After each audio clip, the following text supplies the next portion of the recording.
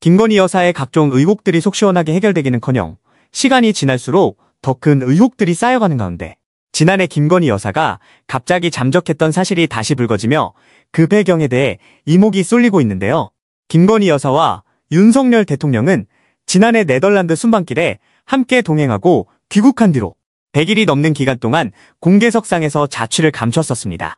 특히 이원석 검찰총장이 김 여사의 명품 가방 수수 의혹에 대해 전담 수사팀 구성을 지시한 뒤로 대통령실에서는 민정수석실을 부활시키고 그 자리에 김주현 전 법무부 차관을 임명했는데 불과 며칠 뒤에 김 여사 명품 가방 의혹, 도이치모터스 주가 조작 의혹을 수사 중에 있던 서울중앙지검장과 수사실무진 검사들이 전원 교체되는 어마어마한 일이 벌어진 바 있습니다.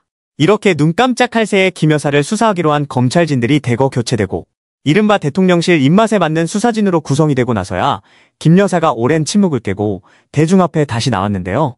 캄보디아 정상부부 오찬 참석을 시작으로 불교계 행사와 미술 전시 등 다양한 영역에서 김 여사의 행보를 볼 수 있었습니다. 많은 여론과 언론에서는 김 여사 수사를 준비 중이던 서울중앙지검 지휘부가 통째로 사라져버린 것에 대해 강한 의문과 불신을 품고 있는데요. 한겨레에서는 김 여사를 향해 잠적할 때와 똑같이 사과 한마디 없이 모습을 드러냈다며 김 여사의 공적 활동을 관리하고 견제장치를 조속히 마련해야 한다고 당부하기도 했는데요.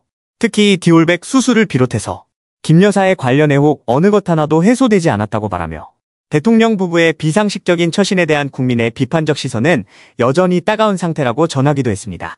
여당이 참패했던 총선 결과에 대해서도 김건희 여사와의 연관을 뗄 수 없다며 특히 김 여사 의혹에 대한 조사를 진행했던 서울중앙지검 지휘부 경질권은 외압성 인사가 분명하다며 이걸 우연이라고 할 수 있냐는 강한 의문을 표하기도 했는데요.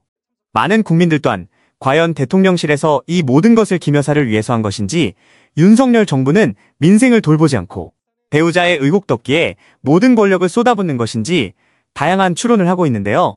윤석열 정부는 시작부터 김건희 리스크에서 벗어나지 못하면서 아직까지도 풀지 못한 숙제를 해결하느라 급급한 모습을 보여주고 있는데요.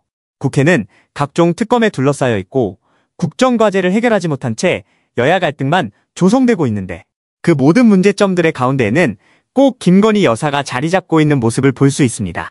하루빨리 수많은 의혹들을 국민 앞에서 명명백백히 밝히고 해소해야만이 더 이상 파국으로 치닫는 상황을 조금이나마 안정시킬 수 있을 것으로 해석됩니다. 온라인에서 누리꾼들 또한 김 여사와 윤 정부에 대해 법에 대한 잣대가 평등하지 못하다며 역대로 그 어느 대통령 영부인보다 많은 의혹들에 시달리고 있는 김 여사이고 법을 모르는 사람도 김 여사가 얼마나 잘못했는지는 잘 알 것이라면서 검찰과 김 여사의 관계에 대해 투명하게 밝혀져야 한다고 주장하고 있습니다. 과연 윤석열 정부는 어떻게 끝까지 김 여사와 관련해 대응해 나갈 것인지 귀추가 쏠리고 있습니다. 여러분들은 지금까지 이런 이슈들을 보게 되면 어떤 생각이 드셨나요?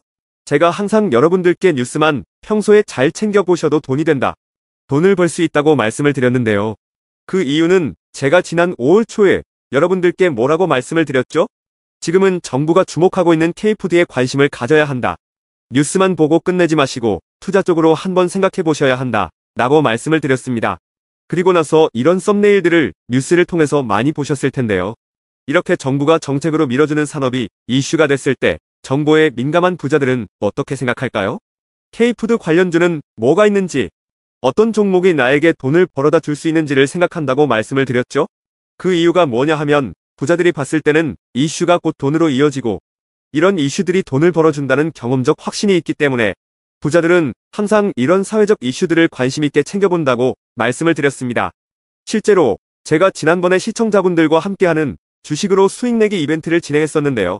당연히 100% 무료로 진행했고 여기 보시면 저한테 구독이라고 문자 남겨주신 모든 시청자분들께 이렇게 K푸드 관련주 중에 가장 급등할 확률이 높은 한성기업 딱 한 종목을 여러분들에게 추천을 드렸어요.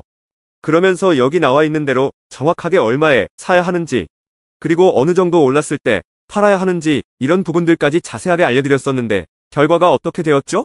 오른쪽을 보시면 아시겠지만 제가 5월 2일에 문자로 이 한성기업을 소개해드리고 나서 주가가 이렇게 2배 넘게 급등이 나왔다.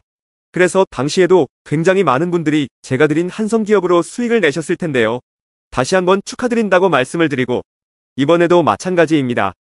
최근에 정부가 집중적으로 밀고 있는 산업이 해외 건설 시장이고 그 중에서도 K신도시에 대한 관심도가 계속해서 높아지고 있기 때문에 관련 종목들이 부각받을 수밖에 없다.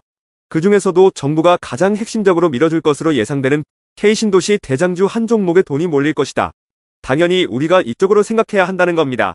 그래서 이번에도 지난번과 똑같이 저에게 신청이라고 문자 보내주시면 정부가 강력하게 추진할 것으로 예상되는 K신도시 정책주 중에 앞으로 대장주 역할을 하면서 주가가 가장 크게 급등할 한 종목을 구독자분들에게 문자로 종목명과 사고 파는 시점을 모두 알려드리겠습니다.